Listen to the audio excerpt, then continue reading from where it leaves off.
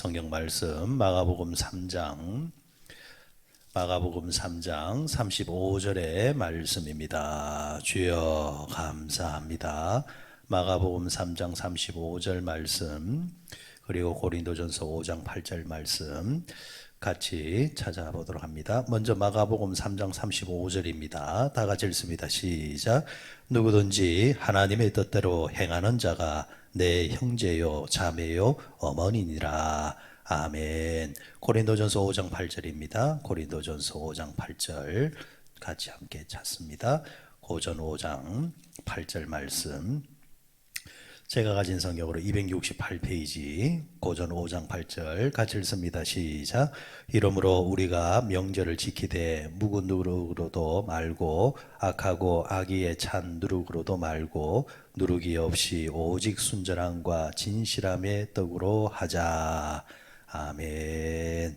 3월 15일 화요일 묵상집 14페이지에 있는 내용 말씀 함께 나누도록 하시겠습니다. 1885년 4월 5일은 우리나라에 있어서 정말 의미 있는 날이었습니다. 1885년 4월 5일. 그날이 어떤 날이냐니까 절기식으로 말하면은 부활주일입니다. 부활주일. 당시로 봐서는 우리나라에서는 부활주일이 뭔지 이 부활주일이라는 말 자체도 모를 때입니다. 선교사님들이 아펜젤러 선교사님들 선교사와 노드 선교사가 인천 제물포항으로 우리나라에 첫 발을 내디뎠습니다. 공교롭게도 그날이 주일 아침이었고 부활절 아침이었습니다. 여러분 부활절 의미가 뭡니까? 사망에서 생명을 상징하는 날이잖아요. 그러니까 복음이 들어오기 전에 이 나라가 죽은 것과 같은 나라였습니다. 그런데 선교사님들이 발을 내딛는 그 순간, 선교사들의 기록에 보면은 이 언도드 선교사님이 그렇게 기도를 했다고 하죠. 발을 내딛고 보니까 조선이라는 나라에는 하나님 아무것도 없습니다. 눈에 보이는 것이 아무것도 없다. 희망이라고는 어디서 찾아볼 게 없는 나라입니다. 하지만 하나님 믿습니다. 이 나라에 복음이 전해지게 되어지면은 아무것도 없는 이 나라가 하나님의 나라가 될 줄로 믿습니다. 이러면서 발을 내디디면서 기도하면서 대한민국의 선교 역사가 이제 시작된 겁니다. 지금 이제 벌써 한 130년의 선교 역사를 이제 우리가 이어가고 있는데 이런 이제 130년의 선교 역사를 통해서 우리나라에 교회가 세워지고 학교가 세워지고 병원이 세워지면서 기적 같은 일들이 일어났잖아요. 이를 위해서 산업화를 위해서 대한민국의 국민들이 많이 수고하고 노력을 했지만은 그러나 그 밑바탕에 깔려 있는 근원적인 원인은 뭐냐면은 복음입니다. 복음. 이 복음이 들어오면은 생명이 이제 시작된다라는 겁니다. 자, 복음이 이 땅에 처음에 들어왔을 때에 가장 크게 부딪혔던 시대적 가치관이 하나 있었습니다. 복음이 130년 전에 이 땅에 들어올 때에 이 땅에 가지고 있었던 나름의 시대적 가치관이 뭐냐면은 그것은 단연코 유교였습니다. 유교. 유교가 뭡니까? 조상과 부모 공경입니다. 조상과 부모 공경. 그래서 지금도 아직까지도 연장되어 있지만은 예수 믿는 사람들은 예수쟁이들은 부모도 없느냐, 조상도 없느냐 그런 소리를 많이 듣는단 말이죠. 특별히 이 유교에서 중시 여기는 게 뭡니까? 부모 공경 가운데서 제사를 모시는 것. 이걸 끔찍하게 목숨처럼 여긴단 말입니다.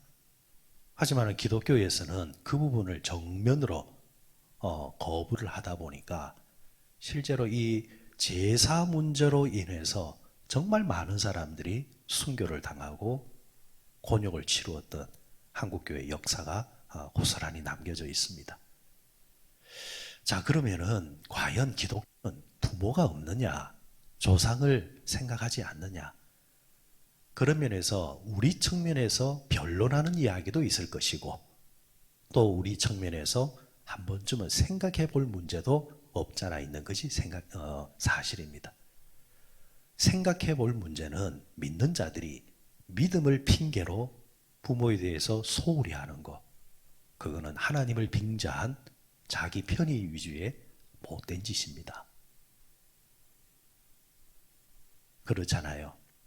하나님을 믿기 때문에 신앙생활을 해야 되기 때문에 못 가겠습니다. 못 찾아뵙니다. 믿는 부모들 같은 경우는 다 이해를 하죠. 하지만 이해를 해도 찾아뵈야죠. 자식된 도리를 해야 된다는 겁니다. 왜냐하니까 그러면 기독교는 부모가 소홀히 해도 되느냐? 성경에 분명히 뭐라고 했습니까? 하나님이 인간에게 주셨던 10가지 계명 중에 5번째가 뭐였습니까? 내 부모를 공경하라. 여기서 공경이라는 말은 헬라어로 카비드라는 말을 씁니다. 카비드. 이 카비드라는 말이 어떤 뜻을 가지고 있느냐 하니까 최고로 여기다라는 말입니다.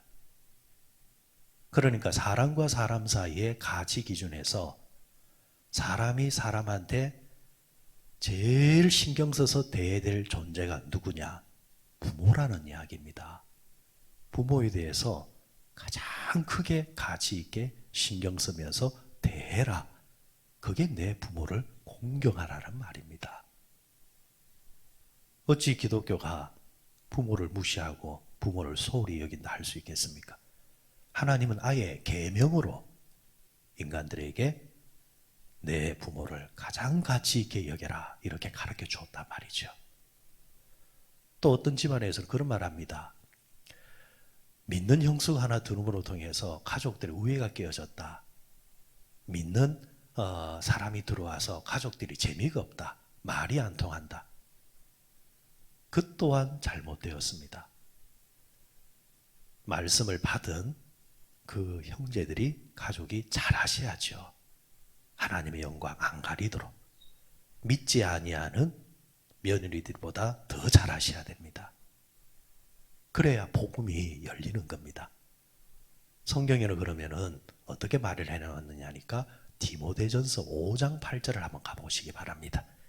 디모데전서 5장 8절 한번 가보시기 바랍니다. 딤전 5장 8절.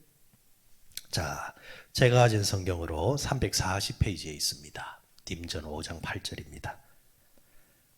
자, 찾았으면은 같이 읽습니다. 시작. 누구든지 자기 친족, 특히 자기 가족을 돌보지 아니하면 믿음을 배반한 자요 불신자보다 더 악한 자니라. 분명히 뭐라고 말씀해 놨습니까? 믿는 자들은 친족, 친족이라는 말은 가족의 영역을 조금 더 확장시켜 놓은 거잖아요. 그죠? 친족도 돌아볼 줄 알아야 되고 그리고 가족을 돌아봐야 된다. 가족을 돌아보지 아니하는 자. 자, 가족이라는 공동체가 부모가 있습니다. 그죠? 그 다음에 뭐가 있습니까? 부부가 있고 자식이 있지 않습니까? 그리고 형제로 가지 않습니까? 이 영역에 있어서 무관심한 자는 그 사람은 예수를 제대로 믿는 자가 아니다. 뭐라고 표현했습니까? 믿음을 배반한 자라 했습니다. 아주 강력하게 말을 해놓았잖아요. 불신자들의 믿지 않는 자들보다 더 악한 자라 했습니다. 왜? 믿는 자기 때문에 요구되어지는 수준이 더 높기 때문입니다. 성경에서 이렇게까지 말해놨단 말입니다. 그러니까 신앙을 핑계로 여러분 가족에 대해서 무관심하거나 돌아보지 아니하는 그런 짓을 해서는 안 된다라는 겁니다. 믿기 때문에 더 부지런하셔야 되고 믿기 때문에 하나님 영광 안 가리기 위해서라도 가족을 더 돌아볼 줄 알아야 되고 챙길 줄 알아야 된다. 그게 믿는 자의 본분이다. 이렇게 말씀해 놓은 겁니다. 자, 그러면은 오늘 본문의 말씀 마가복음 장으로 오게 되어지면은 약간 이제 결이 달라요. 오늘 마가복음 3장에서는 뭐라고 했습니까? 여기에서는 누가 내 형제요 내 자매라 했습니까? 35절에서 뭐라고 했습니까? 하나님의 뜻대로 행하는 자가 내 형제요 내 자매고 내 어머니다 이렇게 말하고 있습니다. 그러니까 이 말을 오해해서는 안 된다는 거죠. 이 말을 자기 편의식으로 믿지 아니하는 형제와 자매에 대해서는 생각이 다르고 말이 안 통하니까 소홀히 여겨도 된다? 천만의 만만의 말씀입니다. 앞서 뭐라고 했습니까? 돌아보라 했습니다. 그러면 이 말씀은 어떻게 받아들여야 되느냐? 지금 예수님께서 제자들에게 새로운 가족의 영역을 말씀해 주는 겁니다. 그러니까 우리가 이 땅에 살아가는 동안 맺어지는 가족의 공동체가 두 가지가 있다라는 거죠. 하나는 하나님께서 맺어주신, 처음 맺어주신 피로 맺어진 공동체가 있습니다. 그걸 우리는 지금까지 가족이라 말을 했습니다. 동시에 아울러서 또 하나의 가족 공동체를 맺어주셨으니 그것이 뭐냐니까 영적 공동체, 영적인 가족이라는 겁니다. 우리는 이 두 가족을 동시에 지니고 있는 겁니다. 두 가족에 대해서 동시에 우리는 챙길 줄 알아야 되고 신경 쓸 줄 알아야 된다. 자, 그러면은 지금 예수님께서 말씀하신 이 영적인 가족 공동체는 어떤 사람을 말하는 걸까? 가장 쉽게는 교회 공동체를 말하는 겁니다. 교회 공동체. 여러분, 가족이라는 말이 뭐가 매개가 되어져서 가족이 되는 겁니까? 조상이 같다라는 것이고 가장 가깝게는 누가 같다라는 겁니까? 아버지가 같고 어머니가 같다라는 거죠. 어머니가 같고 아버지가 같으면 싫든 좋든 형제가 되는 거고 자매가 되는 거잖아요. 이와 같이 우리는 교회 생활을 하는 순간 아버지가 같아집니다. 아버지가 한 분이잖아요. 그 아버지가 누구십니까? 하나님 아버지잖아요. 하나님 아버지가 너의 아버지도 하나님이고 나의 아버지도 하나님이니까 너와 나는 뭐가 되는 겁니까? 영적인 형제가 되고 자매가 되는 거죠. 그래서 옛날에는 우리가 교회 생활할 때 형제님, 자매님 이런 말들을 많이 썼단 말입니다. 아버지가 같기 때문에 형제와 자매가 되었다라는 겁니다.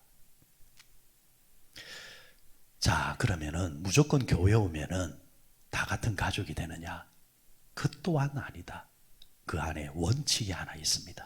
첫 번째 원칙이 뭐냐면은 거듭남의 비밀을 체험한 사람만이 이 가족이 될 수 있다. 거듭남이 뭡니까? 여러분, 교회 생활, 특별히 중직자들 가운데서도 가짜로 거듭난 사람들 많습니다. 교회 생활을 거듭남이라 착각하는 분들이 있어요. 우리가 농담 삼아 그런 말을 잘 하잖아요. 나중에 천국에 가볼 일이라고. 나중에 천국 가보면은 깜짝깜짝 놀란다잖아요. 없을 것 같은 사람이 와 있고 와야 될 사람이 없다라는 겁니다. 이 땅에 있는 동안 거듭남, 예수 그리스도를 믿고 나는 구원을 받았습니다 라는 목에 칼이 들어와도 이 부분을 부인하지 아니하고 어떤 상황 속에서도 부인하지 아니하고 정확하게 고백하고 믿고 고백하며 살아가는 것. 이 거듭남의 비밀. 이거는 절대적인 체험입니다. 절대적인 체험. 체험도 상대적인 체험이 있고 절대적인 체험이 있죠. 상대적인 체험이 뭡니까? 교회 생활할 때에 방언 조금 한다면은 나는 구원받아서 천만의 만만의 말씀입니다. 그것을 상대적 체험이라 합니다. 절대적인 체험이 있어야 된다는 거죠. 은사 조금 있고 없고 그 문제가 아니라 은사가 없어도 나는 예수 그리스도로 말미암아 구원받은 백성입니다. 이게 확신에 차 있는 거. 이 체험이 있어야 된다는 거죠. 이 체험이 있어야 예수님이 나의 구주가 되고 하나님이 내 아버지가 되는 겁니다. 그럴 때에 그 사람이 어떻게 된다는 거예요? 영적인 가족의 멤버가 된다는 겁니다. 우리가 알고 있는 존 웨슬레라는 아주 설교의 대왕이었던 왕이었다고 말하는 아주 유명한 목사님이 있습니다. 그런데 그분과 견주었던 이 휘필드라는 조지 휘필드라는 또 아주 유명한 설교 목사님이 계세요.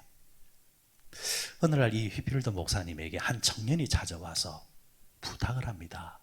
목사님 설교를 들으니까 너무 은혜가 되고 도전이 되어서 목사님이 전국을 돌아다닐 때 나도 따라다닐 수 있도록 도와주십시오. 목사님의 수행 비서가 되어서 목사님 잘 모시겠습니다. 휘필드 목사님이 아니다. 그럴 필요 없다. 그래도 계속해서 부탁하니까 그래 좋다. 승낙을 하면서 이제 휘필드 목사님과 이 청년이 같이 이제 순회 설교 사역을 하는 겁니다. 그런데 몇 달을 하다 보니까 이 청년의 얼굴의 안색이 처음하고는 사뭇 달라지는 겁니다. 처음에는 아주 즐겁고 행복하면서 기쁨의 얼굴이었는데 이제는 별로 그 얼굴이 다 없어지고 불편한 얼굴로 바뀐 겁니다. 그래서 휘필드 목사님이 불러다가 묻습니다. 너 얼굴 안색이 왜 그러냐? 무슨 이유가 있느냐? 이렇게 물으니까 이 청년이 하는 소리가 목사님 왜 예수 믿고 구원받아야 된다라는 그 설교를 자그마치 제가 목사님을 따라다닌 이후로 70번 넘게 했습니다. 왜 똑같은 설교를 70번 넘게 하십니까? 그러니까 휘필드 목사님이 정색을 하면서 너 같은 놈 때문이다. 너 같은 놈 때문에 내가 그렇게 하는 거다. 너는 내 설교가 좋아서 쫓아다니는 것이지 거듭나지 아니했지 않느냐. 너의 관심은 거듭남이 아니라 설교지 않느냐. 여러분 오늘날 이게 현대인들의 교인들의 모습 아닙니까? 어느 교회 설교 잘한다 하더라. 어느 교회 목사 설교 멋지게 한다 하더라. 그걸 쫓아다닌다라는 겁니다. 그걸로 우리가 구원받는 게 아닌데 그걸로 구원받는 것이 아니라 내가 직접 체험해서 내가 예수로 말미암아 내가 구원을 받았습니다. 확신합니다. 이 고백은 없고 뭐가 좋다더라 좋다더라 여기에 쫓아다닌다는 겁니다. 이게 현대인들의 치명적인 문제라는 겁니다.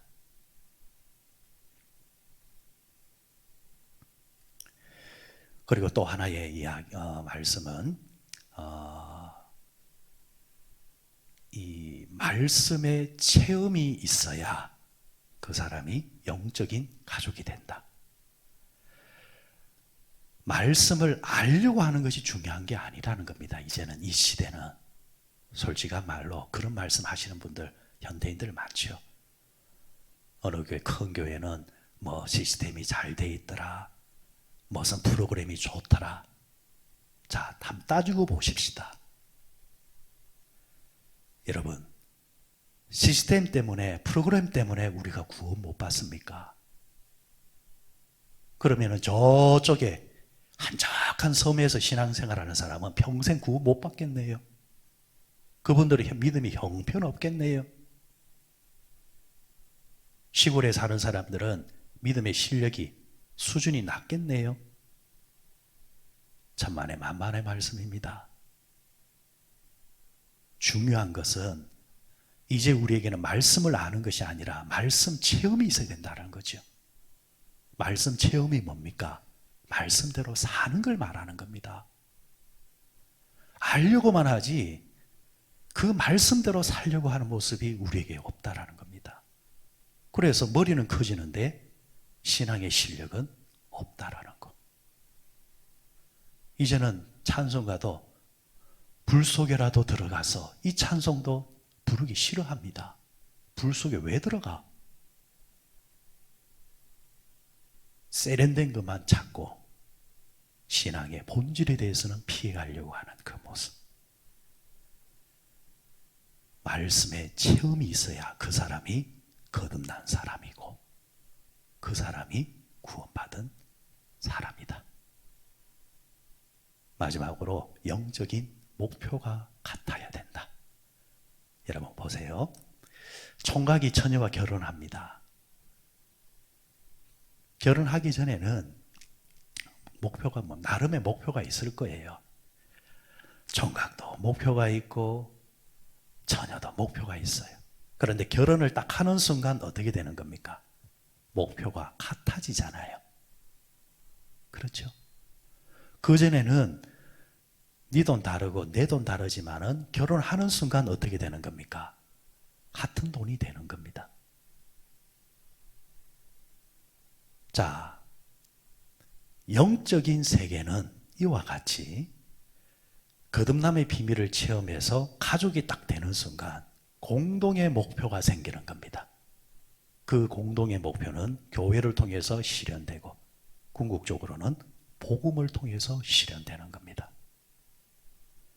너와 내가 함께 힘을 합하여서 땅끝까지 이르러 하나님의 이름이 증거되어지기를 원한다. 이 목표가 생긴다라는 겁니다. 이것이 생길 때에 그 사람이 가족의 일원이 되는 겁니다.